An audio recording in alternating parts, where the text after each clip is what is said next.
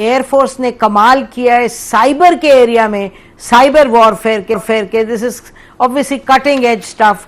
और यानी हम जब लिस्ट देख रहे हैं जहां जहां टारगेट किया और जो जो सक्सेसफुली टारगेट किया फ्रॉम इनकी जो ग्रिड स्टेशंस हैं वो to their sensitive post positions, ये तमाम जो मामलात हैं इस पर थोड़ा सा बयान कीजिएगा और एयरफोर्स का रोल और किस तरीके से ये सब मैनेज हुआ है। जी बहुत शुक्रिया। बिस्मिल्लाहिर्रहमानिर्रहीम।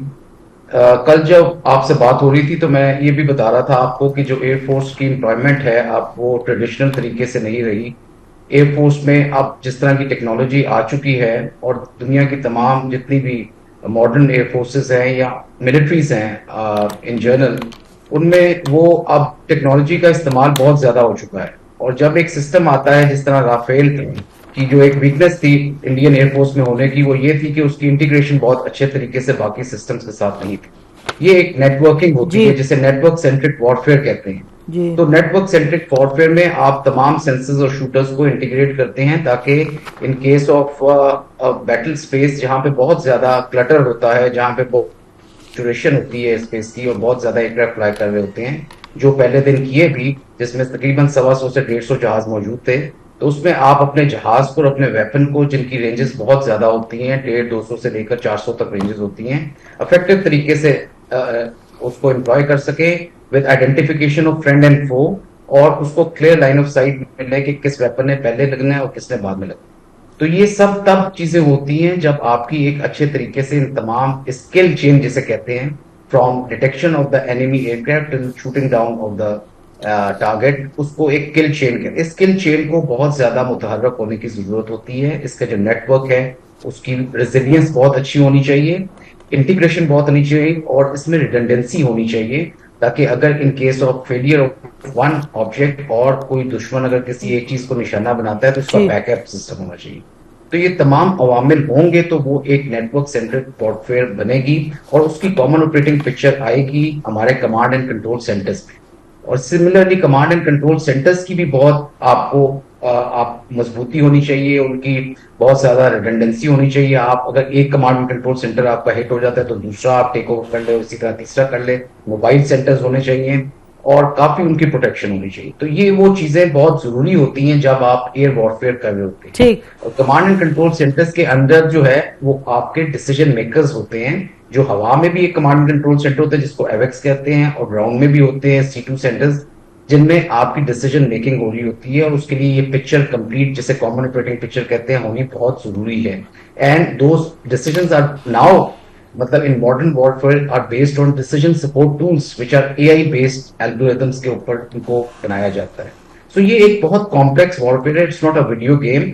इसमें बहुत सारी जो है चीजें इन्वॉल्व होती हैं और जब तक इस सिस्टम को हम इस तरह से सिस्टम ऑफ सिस्टम नहीं बनाते तब तक एक अच्छे तरीके से हम अपने वेपन को एम्प्लॉय भी नहीं कर सकते। It is just like having an जी हाँ, it is just like having an iPhone and using it like a traditional phone, और उससे आप सिर्फ कॉलिंग कर रहे हैं और बातचीत कर रहे हैं और उसके बाकी फंक्शंस को आप नहीं कर रहे हैं। तो ये अब इतनी कॉम्प्लेक्स हो गई है वो।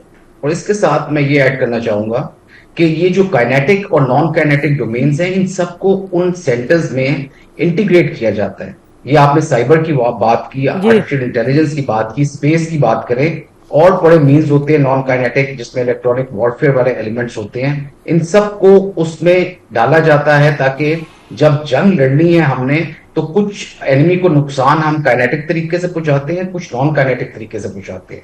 And before we enter the battle space we need to blind those sensors of the enemy, और ताकि वो हमें नुकसान ना पहुंचा सके। तो उसको हम ब्लाइंड करने के लिए ट्रेडिशनली तो इलेक्ट्रॉनिक वॉरफेयर और इलेक्ट्रिक स्पेक्ट्रम को इस्तेमाल करते थे।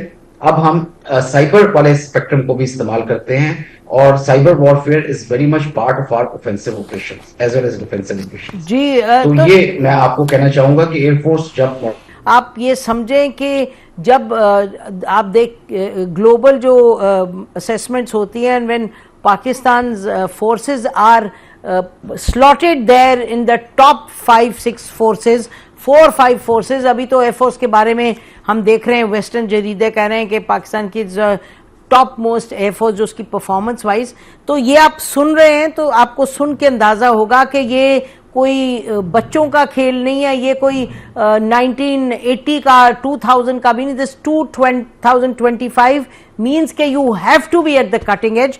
तो माशाल्लाह वेरी प्रोफेशनली एक्सिक्यूटेड जो इस वक्त इनकी मिशंस थी। और अभी जैसे ए मार्शल आपको बता रहे थे आमिर मसूद साहब के वो जो एक्सप्लेन कर रहे हैं वजूहात जिसकी वजह से ये it has been mashallah successful and very professionally executed।